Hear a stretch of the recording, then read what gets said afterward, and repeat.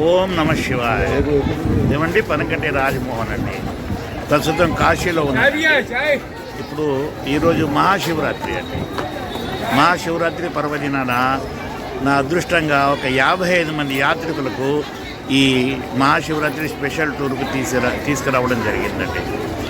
వాళ్ళందరండి చక్కగా పొద్దున్నే స్నానాలు, గంగా స్నానం ఆచరించి విశ్వనాథ దర్శనం చేసుకుంటున్నారండి.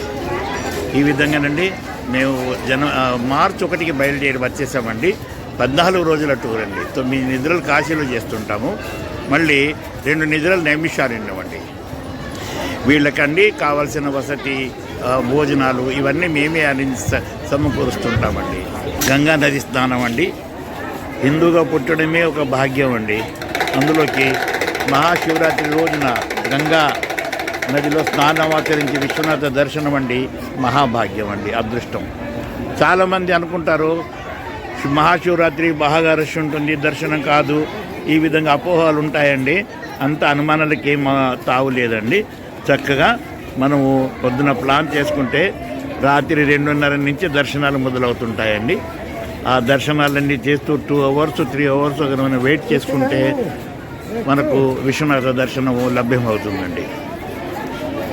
అంతేకాకుండానండి కాశీలో ప్రతి రాయి ఒక శివలింగమేనండి. కాబట్టి అడుగు తీసి ఒక అడుగు వేసినామంటే శివుడేనండి. శివలింగాలే కోకొల్లలండి దర్శనాలు. విశ్వనాథుడండి, ఆది విశ్వనాథుడు, అన్నపూర్ణ, ఆది అన్నపూర్ణ, విశాలాక్షి అన్ని అమ్మవార్లండి. గంగా నదిలో ఈరోజండి కొన్ని లక్షల మంది పవిత్ర గంగా నది స్నానాలండి. కాశీ విశ్వనాథ దర్శనం చేసుకుంటూ గంగమ్మని స్మరించుకుంటూ ఈరోజు మహాశివరాత్రి సందర్భంగా వేల మంది జనాలండి. ఆయన గాబరపడే పని లేదండి.